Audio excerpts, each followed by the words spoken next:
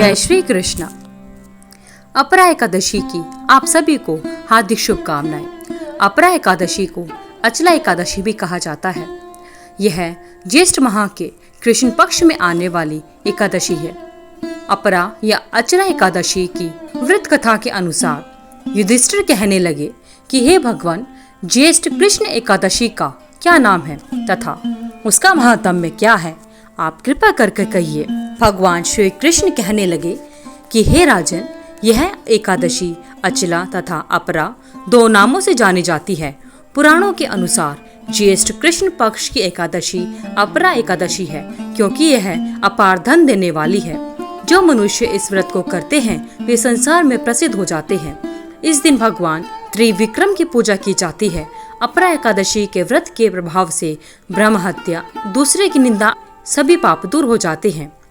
इस व्रत के करने से पर स्त्री गमन, झूठी गवाही देना, झूठ बोलना, झूठे शास्त्र पढ़ना या बनाना, झूठा ज्योतिषी बनना या झूठा वैद्य बनना, सभी प्रकार के पापों से मुक्ति मिल जाती है।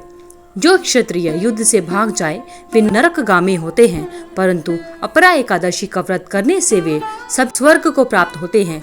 जो शिष्य गुरु से शिक्षा ग्रहण करते हैं फिर उनकी निंदा करते हैं वे अवश्य नरक में पड़ते हैं, मगर अपरा एकादशी का व्रत करने से वे भी इस पाप से मुक्त हो जाते हैं। जो फल 3 पुष्कर में कार्तिक पूर्णिमा को स्नान करने से या गंगा तट पर पितरों को पिंडदान करने से प्राप्त होता है, वही अपरा एकादशी का व्रत करने से प्राप्त होता है। मकर के सूर्य में प्रयागराज के स्नान से, शिवरात्रि का व्रत करने से, सिंह राशि के बृहस्पति में गोमती नदी के स्नान से, कुंभ में केदारनाथ के दर्शन या बद्रीनाथ के दर्शन, सूर्य ग्रहण में कुरुक्षेत्र के स्नान से, स्वर्णदान करने से अथवा अर्ध प्रसूता गोदान से जो फल मिलता है वही फल अपरा या अचला एकादशी के व्रत करने से मिलता है। यह व्रत पाप रूपी वृक्ष को काटने के लिए कुल्हाड़ी है, पाप रूपी ईंधन को जलाने के लिए अग्नि, पाप रूपी अंधकार को मिटाने के लिए सूर्य के समान, हिरणों को मारने के लिए सिंह के समान है। अतः मनुष्य को पापों से डरते हुए इस व्रत को अवश्य करना चाहिए। अपरा एकादशी का व्रत तथा भगवान का पूजन करने से मनुष्य सब पापों से मुक्त हो जाता है और विष्णु लोक को जाता है। श्री कृष्ण कहने लगे, इस व्रत की प्रचलित कथा के अनुसार प्राचीन काल में महिध्वज नाम का एक धर्मा राजा रहा करता था।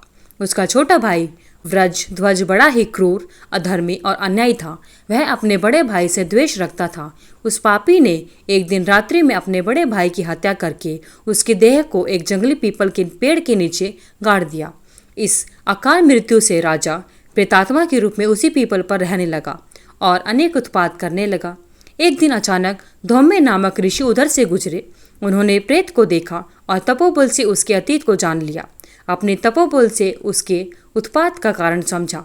ऋषि ने प्रसन्न होकर उसको पीपल के पेड़ से उतारा तथा परलोक विद्या का उपदेश दिया। दयालु ऋषि ने राजा की प्रेत योनि से मुक्ति के लिए स्वयं ही अपरा या अचला एकादशी का व्रत किया और उसे अगति छुड़ाने के लिए उसका पुण्य प्रेत को अर्पित कर दिया। इस पुण्य के प्रभाव से राजा की प्रेत योनि से मुक्ति हो गई। वह ऋषि को धन्यवाद देता हुआ दिव्य देह धारण कर पुष्पक विमान में बैठकर स्वर्गलोक को चला गया। हे राजन, यह अपरा एकादशी की कथा मैंने लोकहित के लिए तुम्हें कही है। इसे पढ़ने अथवा सुनने से मनुष्य अपने सभी पापों से मुक्त हो जाता है और विष्णु लोक को जाता है। साथ ही भगवान विष्णु की उस पर असीम कृपा बनी रहती है। हे भगवान विष्णु, जिस प्रकार आपने उस राजा पर अपनी कृपा बनाई, उसी प्रकार आपके व्रत को करने वाले और व्रत कथा को सुनने एवं पढ़ने वाले सभी पर अपनी कृपा बनाए रखना। धन्यवाद। अगर आपको वीडियो अच्छी लगी तो वीडियो को लाइक करें, शेयर करें, चैनल को सब्सक्राइब करके बेल आइकन को जरूर प्रेस करें ताकि आगे आने वाली सभी वीडियोस की नोटिफिकेशन आप तक समय से पहुंचती रहे।